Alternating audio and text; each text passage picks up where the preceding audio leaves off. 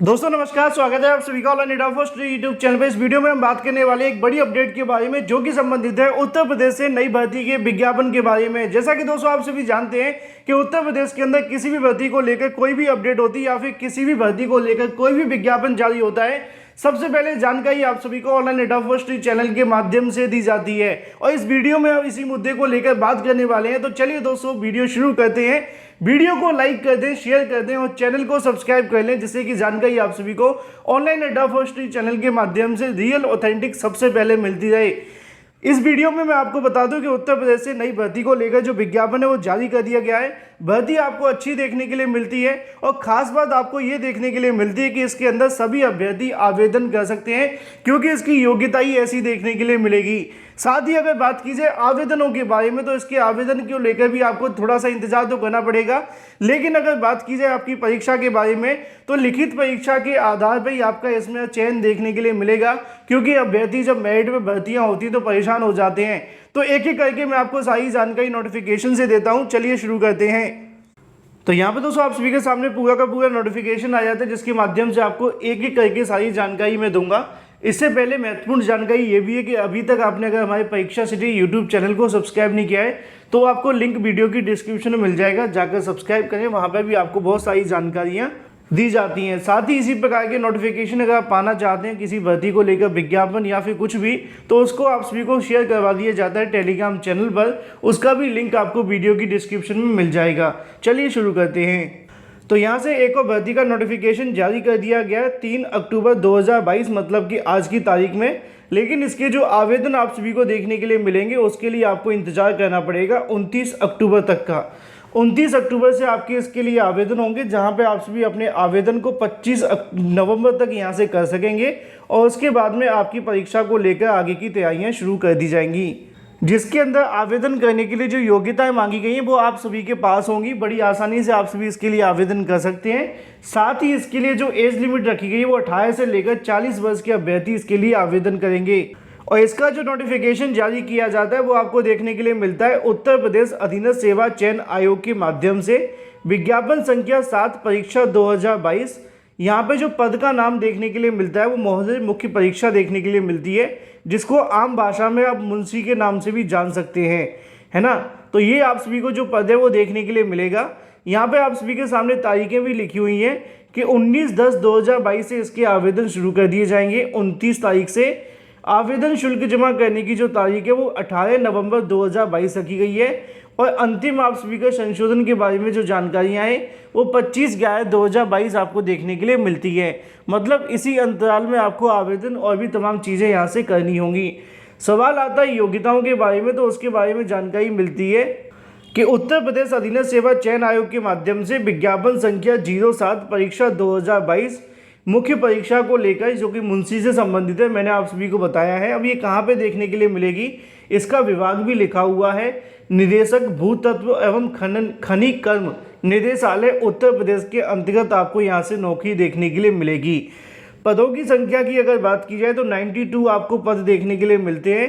आवेदन करने के लिए भारत का नागरिक होना चाहिए, बस आप सभी इसके लिए आवेदन कर सकते हैं। मतलब कि यूपी के साथ साथ अदर स्टेट के अभ्यर्थी भी इसके लिए पात्र होंगे। लेकिन पात्र होने के लिए आप सभी का पास होना चाहिए पीईटी, जिसको हम कहते हैं प्रीलिमिनरी एलिजिबिलिटी टेस्ट, जिसको प्रारंभिक अर्हता परीक्षा के नाम से भी जानते हैं।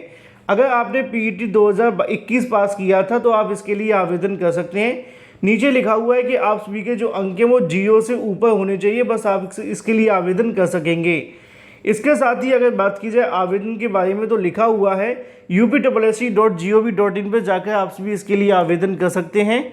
इसके साथ ही कुछ और जानकारियाँ नीचे आप सभी को देखने के लिए मिल जाती हैं कि प्रारंभिक अर्हता परीक्षा के लिए आवेदन करने के संबंध में आप सभी को ऑफिशियल वेबसाइट पर जाना है। इसके साथ ही यहाँ पे कुछ और जानकारियाँ मैं आपको बता दूँ जो महत्वपूर्ण है। फीस के बारे में, अगर आप किसी भी कैटेगरी से आते हैं तो आपसे 25 रुपये का जो शुल्क है वो लिया जाएगा, जो कि सभी अभ्यर्थियों को देना होगा। इसके साथ ही अगर बात की जाए यहाँ से आप सभी के पदों के विवरण के बारे में, तो यहाँ पे आप सभी के सामने विभाग लिखा हुआ है, यहाँ पे पद का नाम लिखा हुआ है। इसके अलावा वेतनमान आपको देखने के लिए मिलता है। 1900 ग्रेड पे वैकेंसी आपको देखने के लिए मिलती है।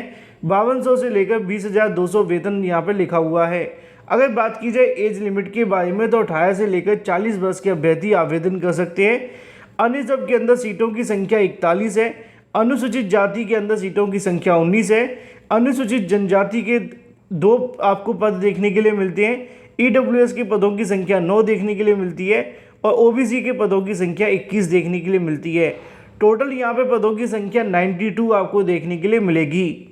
इसके साथ ही कुछ जानकारियाँ आप सभी को और देखने के लिए मिल जाती हैं, जहाँ पे आप सभी के जो आरक्षित अभ्यर्थी होते हैं उनके बारे में लिखा हुआ है कि महिलाओं की 18 सीटें हैं।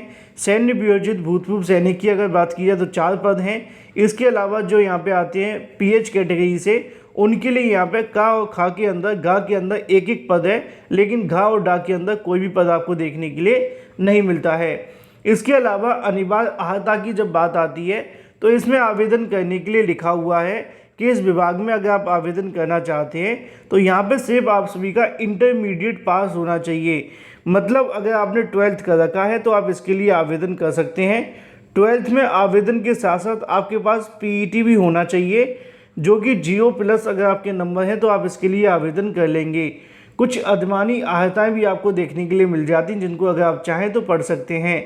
बात की जाए आयु सीमा के बारे में तो लिखा हुआ है कि न्यूनतम आयु की सीमा उत्तर प्रदेश की अगर बात की जाए तो 18 साल रखी गई है। 18 के बाद में जो अधिकतम आयु सीमा आपको देखने के लिए मिलती है वो 40 वर्ष आपको देखने के लिए मिलती है। 18 से लेकर 40 वर्ष के अभ्यर्थी आवेदन कर सकते हैं। आरक्षण के बारे में भी कुछ जानकारियाँ लिखी हुई हैं कि अगर आप किसी इस कैटेगरी से आते हैं जहाँ पर छूट मिलती है तो आपको छूट भी देखने के लिए मिलेगी। चयन का जो आधार होगा वो आपका लिखित परीक्षा के माध्यम से देखने के लिए मिलेगा, जिसके बारे में बहुत सारे यहाँ पे जो शासना आदेश हैं वो लिखे हुए हैं। इन शासना आदेशों के आधार पर आपकी जो लिखित परीक्षा है वो करवाई जाएगी। अगर बात की जाए परीक्षा की योजना पाठ्यक्रम के बारे में तो आयोग के द्वारा उक्त पदों की चयन और लिखित परीक्षा के बारे में जानकारी अलग से UPSSC के माध्यम से जारी कर दी जाएगी। लिखित परीक्षा के संबंध में विशेष नोट आप सभी को यहाँ से और देखने के लिए मिल जाता है कि यहाँ पे अगर आपकी परीक्षा 2 शिफ्टों में करवाई जाती है तो उसमें नॉर्मलाइजेशन पद्धति लागू की जाएगी। इसके अलावा लिखा है कि महोदय की लिखित परीक्षा की हुए विज्ञापित पदों के सापेक्ष श्रेणीवार 15 गुना अभ्यर्थियों को अंतिम कट ऑफ अंक और परसेंटाइल के स्कोर के आधार पर GO2 का जो स्थान है वो दिया जाएगा। मतलब 15 गुना अभ्यर्थियों को बुलाया जाएगा। इसके बाद अगर बात कर ली जाए, आगे बढ़ते हैं। आगे आपको देखने के लिए मिल जाता है, यहाँ पे लिखा हुआ है कि जो आरक्षण दिया जाएगा वो उत्तर प्रदेश के अभ्यर्थियों को मिलेगा। बाकी अन्य अभ्यर्थी आवेदन तो कर सकते हैं, लेकिन यहाँ से उनको आरक्षण देखने के लिए नहीं मिलता है। कुछ और जानकारियाँ भी आप सभी को देखने के लिए मिल जाती हैं और इसी के साथ पूरा का पूरा नोटिफिकेशन यहीं पे ख़त्म हो जाता है। तो यहाँ पे UPSSC के माध्यम से एक और नई भर्ती का जो विज्ञापन है वो जारी कर दिया गया है। अगर आप योग्यता रखते हैं तो इसके लिए आवेदन कर सकते हैं। सिर्फ 12th पास अभ्यर्थी मांगे गए हैं, बस आपका PET क्वालिफाइड होना चाहिए। वीडियो को लाइक कर दें, साथ ही शेयर कर दें और चैनल को सब्सक्राइब कर लें।